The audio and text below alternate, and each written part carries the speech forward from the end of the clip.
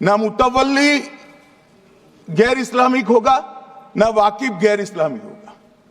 मान्यवर, वहां कोई प्रोविजन नहीं है। जो धार्मिक संस्थाओं का संचालन करते हैं उसमें कोई गैर मुस्लिम व्यक्ति रखने का प्रावधान किया भी नहीं है, हम करना भी नहीं चाहते हैं मान्यवर। इसलिए जो बड़े बड़े भाषण करते हैं कि समानता का अधिकार चला गया, दो धर्मों के बीच में समानता नहीं रही, मुसलमानों के धार्मिक अधिकारों के बीच में दखल खड़ी हो जाएगी, कुछ नहीं होने वाला मान्यवर। इस दृष्टि से देखें तो 1995 तक वक्फ की काउंसिल और वक्फ बोर्ड था ही नहीं, वो तो 95 से आया। और मान्यवर, ये जो भ्रम खड़ा किया जाता है कि ये एक मुस्लिम भाइयों के धार्मिक क्रियाकलापों के अंदर, उनके दान की हुई संपत्ति के अंदर दखल करने का है, ये बहुत बड़ी भ्रांति फैलाकर माइनॉरिटी को डराकर अपनी वोट बैंक खड़ी करने के लिए किया जा रहा है मान्यवर। कहां पर गैर मुस्लिम सदस्य रखे जाएंगे? परिषद में और वक्फ बोर्ड में। उसका काम क्या है? उनका काम धार्मिक क्रियाकलापों को कुछ चलाने का नहीं है।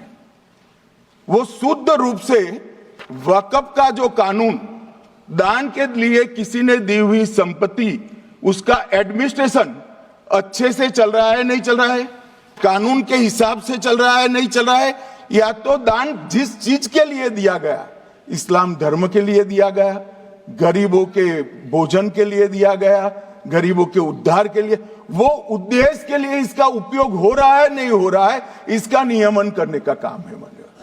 अनेक दिन धरेई ওয়াকফ বিল নিয়ে একটি ভিডিও করব ভাবছিলাম, কিন্তু সুপ্রিম কোর্টের রায়ের দিকে নজর দিতে গিয়ে একটি দেরি হয়ে গেল। নমস্কার, আপনারা শুনছেন উত্তরের কণ্ঠ। উত্তরের কণ্ঠ থেকে আমি প্রভাত বসাক, তুফানগঞ্জ, কোচবিহার। ওয়াকফ বিল নিয়ে ভোটাভুটিতে লোকসভায় পক্ষে 288, বিপক্ষে 232টি ভোট পড়ে। রাজ্যসভায় পক্ষে 128টি এবং বিপক্ষে 92টি ভোট পড়ে। ফলে অনায়াসে ওয়াকফ বিলটি লোকসভা এবং রাজ্যসভায় পাশ হয়ে যায়।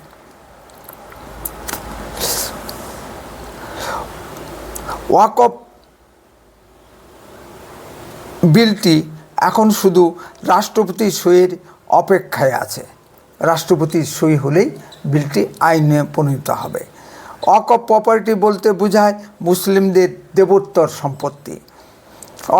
ওয়াকফ প্রপার্টি নিয়ে স্বাধীনতার আগে বা পরে কোনো আইন ছিল না। পণ্ডিত জওহরলাল নেহরু নেতৃত্বাধীন কংগ্রেস সরকার 1955 সালে সংসদে আইন পাশ করে একটি ওয়াকফ বোর্ড গঠন করে দেন। এই বোর্ডের হাতে প্রভূত ক্ষমতা দেওয়া হয়। তৃণমূল সাংসদ কল্যাণ বন্দ্যোপাধ্যায়ের ভাষায়, আপনার বাড়িতে যদি 5 জন একসাথে নামাজ পড়ে তবে আপনার বাড়িটি ওয়াকফ প্রপার্টি হয়ে যাবে। এই হিসেবে তাজমহল, দিল্লির পার্লামেন্ট ভবন, কলকাতার মহাকরণ, নবান্ন ওয়াকফ প্রপার্টি। সম্পূর্ণ ভারতটাই নাকি ওয়াকফ প্রপার্টি, অন্ততপক্ষে মুসলিম হুজুরদের বক্তব্যে তাই শোনা যায়।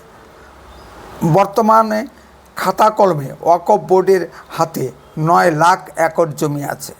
এ ধরনের একটি ধনী সংস্থা পৃথিবীতে দ্বিতীয়টি খুঁজে পাওয়া যাবে না। এর উপর সরকারের কোনো নিয়ন্ত্রণ নেই। কিন্তু পাকিস্তান, বাংলাদেশ, আরব, ইরান, ইরাক, মিশর, মালয়েশিয়া প্রভৃতি মুসলিম দেশে ওয়াকফ প্রপার্টির উপর সরকারের নিয়ন্ত্রণ আছে। ওয়াকফ প্রপার্টি নিয়ে কোনো ঝামেলা হলে আপনি কোর্টে যেতে পারবেন না। আপনাকে যেতে হবে ওয়াকফ বোর্ডের অধীনে যে কোর্ট আছে, অর্থাৎ ওয়াকফ ট্রাইব্যুনালে। সেখানকার বিচারপতিরা সব ওই বোর্ডের সদস্য।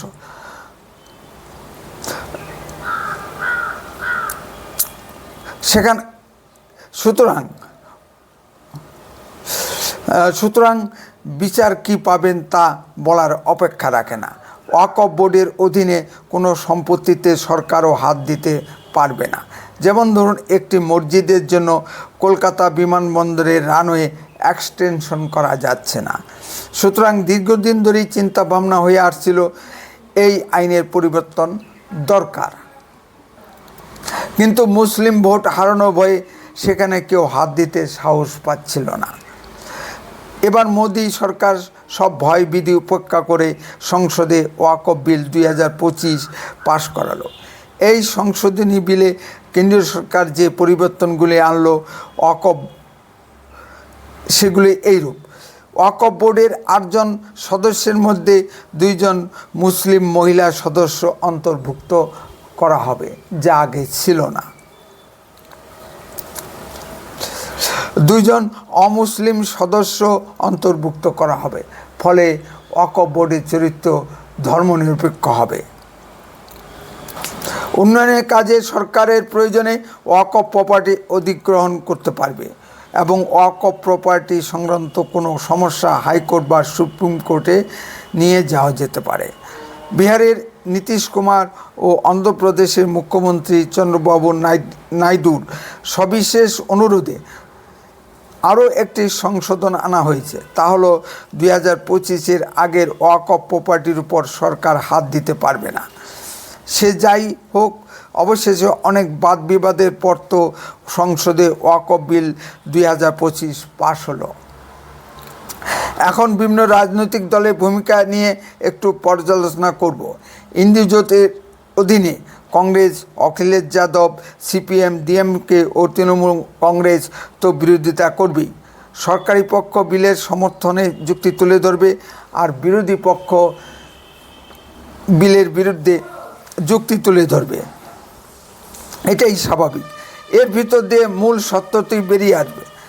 তৃণমূল এমপি কল্যাণ ব্যানার্জি সম্পর্কে কিছু না বললেই এই পর্বটি অসম্পূর্ণ থেকে যাবে। এর আগে ওয়াকফ বিল নিয়ে স্ট্যান্ডিং কমিটির বৈঠকে কল্যাণ ব্যানার্জি জলের বোতল ছুঁড়ে মেরেছিলেন। তৃণমূলের এই বিলের উপর বক্তব্য রাখতে কোনো মুসলিম এমপিকে দাঁড় করিয়েছে কল্যাণ ব্যানার্জিকে। আমরা আশা করেছিলাম কল্যাণ ব্যানার্জি এই বিলের বিরুদ্ধে যুক্তিপূর্ণ বক্তব্য রাখবেন। কল্যাণ ব্যানার্জি তা না করে কিছু অবান্তর কথাবার্তা বলেছেন, যা এই বিলের সঙ্গে সম্পর্কিত নয়।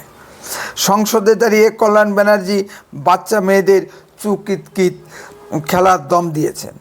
কল্যাণ ব্যানার্জি কচি খোকা নন। তার জানা উচিত 1 ঘন্টা পার্লামেন্ট চালাতে কত খরচ হয়। এভাবে পার্লামেন্টের সময় নষ্ট করা কি উচিত? শ্রীরামপুরের জনগণ তা বিচার করবেন। উত্তরের কণ্ঠ সর্বদাই বাস্তব ও সত্য কথা বলে। আরও এই ধরনের ভিডিও পেতে দয়া করে এক্ষুনি চ্যানেলটিকে সাবস্ক্রাইব করুন। আপনার মূল্যবান মতামত কমেন্টে লিখুন। যদি ভিডিওটি ভালো লেগে থাকে তাহলে অন্ততপক্ষে 10 জনের ভিতর ভিডিওটি শেয়ার করুন। উত্তরের কণ্ঠ দেশের কথা বলে, দশের কথা বলে। আপনারা চোখ রাখুন উত্তরের কণ্ঠের পর্দায়। আপনার অঞ্চলে ঘটা যে কোনো ঘটনা ভিডিও এই হোয়াটসঅ্যাপ নাম্বারে পাঠান। আমরা গুরুত্ব বুঝে তা প্রচার করব। বন্দে মাতরম। ভারত মাতা কি জয়।